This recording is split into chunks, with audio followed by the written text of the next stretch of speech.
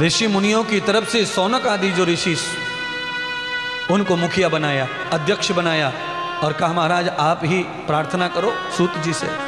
तो सौनक जी ने कहा गुरुदेव ऐसी वाणी सुनाओ जिससे हमारा आत्म कल्याण हो जाए।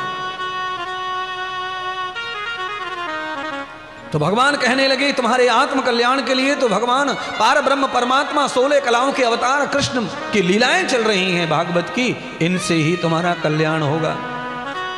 तो सौनक जी थोड़े वैज्ञानिक थे, पढ़े लिखे थे, तर्क करने लगे महाराज कृष्ण भगवान एक महापुरुष कृष्ण नाम का आया है, उसके जन्म और मरण, उसकी लीलाओं का श्रवण करने से मेरा कल्याण कैसे हो जाएगा, स्टोरी सुनकर कैसे कल्याण होगा, ये तो अजीब लग रहा है। ज़्यादा पढ़ा लिखा आदमी तर्क करता है, और मैं तो तुमसे भी कह रहा हूं तुम्हें भी तर्क करना ही चाहिए। कथा में तर्क करने से कुतर्क खत्म होता है, समाधान होता है संवाद से। इसलिए भगवान परीक्षित जो पूछते हैं सुखदेव वही बताते हैं। एक आध दवाई डॉक्टर अपने मन से देता है, ये लेके जाओ, इसके साथ लोगे ना तो एसिडिटी नहीं होगी, ये रोग की नहीं है, ये गैस खत्म करेगी, एसिडिटी खत्म करेगी, हो सकता है दवा से एसिडिटी हो जाए। तो एक आध कथा गुरु महात्मा ऐसी भी सुनाते हैं जिससे एसिडिटी रुके, साइड इफेक्ट रुके कथा का। कभी कोई कथा ऐसी भी रहती है जो समझ में नहीं आती है, जिसका अर्थ अनर्थ में चला जाता है, तो उसके लिए महात्मा अपनी इच्छा से कथा सुना देते हैं, फिर वो कथा भी समझ में आ जाती है और वो भी लाभकारी हो जाती है, वो भी शरीर को सुखदायी हो जाती है।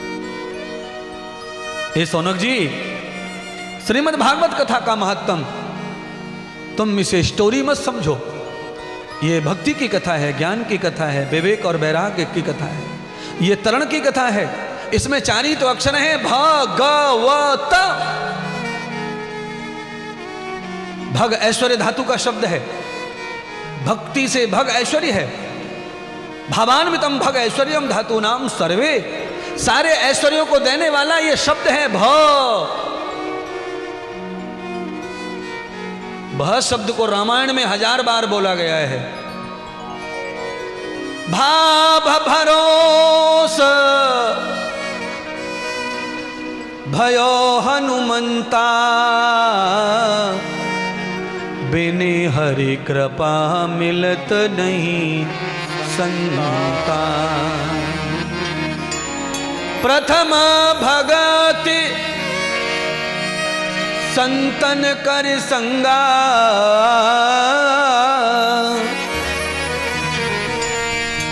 दूसरी भगति मम कथा प्रसंगा।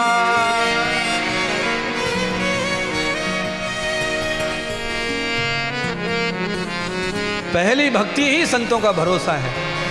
अगर किसी संत पर विश्वास और दिल बैठ गया तो भक्ति हो गई। राम नाम का ही फल है ये, यावते ब्रह्म। और किसी संत की वाणी से निकलने वाला प्रभु चर्चा में जो वाक्य है वो भी राम ही नाम है, वो श्रवण करने से भी राम नाम का ही फल प्राप्त हो जाता है। नख मुनि रज, तीसरी भक्ति भगवान की है।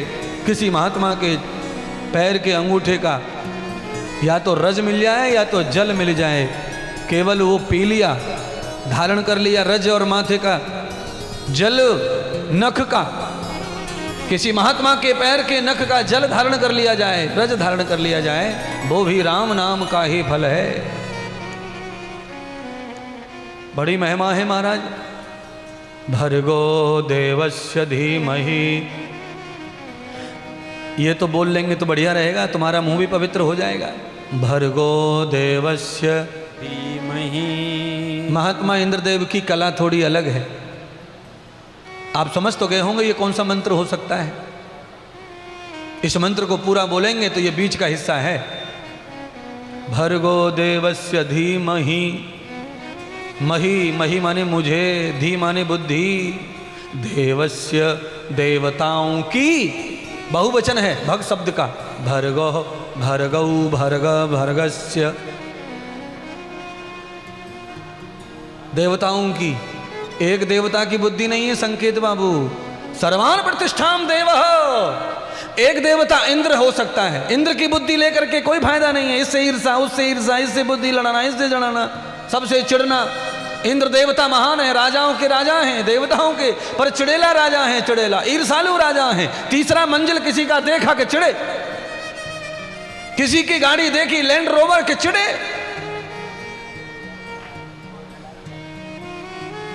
अपने से ज्यादा किसी का पसंद नहीं इंद्र देवता को। इसीलिए भगवान कितने महान हैं। ब्रह्मा जी उन्होंने गायत्री मंत्र में कहा कि एक देवता नहीं, सर्वम देवः प्रतिष्ठितम बुद्धिमता युक्तानाम सर्वा। सद्गुरु भगवान सूत जी महात्मा सुना रहे हैं भागवत का, और मैं भी आपको भागवत का ही महत्व सुनाना चाहता हूं। एक लाइन गा रहा हूं, उस पर अमल करो। शीशा ये दिल साफ कर आसन लगा, शीशा को कागज से पोंछ लिया जाए, फिर चेहरा कैसा चमकता है। हाय हाय हाय हाय। ऐसे ही तुम्हारे हृदय रूपी शीशे में इतने दारे दाग लगे हैं कि क्या बताऊं महाराज। हाय, आप अपना चेहरा अपने ही शीशे में देखते हैं तो धुंधला धुंधला दिखाई देता है। क्यों? वृत्ति अच्छी नहीं है, सोच अच्छी नहीं है।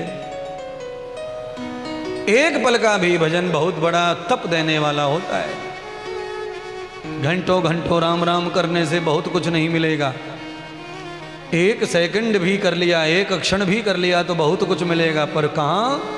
शीशा ये दिल साफ कर आसन लगा, दे समय थोड़ा सुबह और शाम तू, छोड़ के दुनिया के सारे काम तू, तन मन धन सब कुछ है तेरा,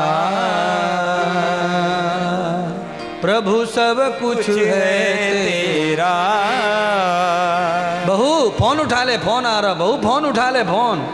आरती कर रही है सेठानी और ध्यान पूरा डायल टोन पे जा रहा हो फोन की पे, टर टर टर टर।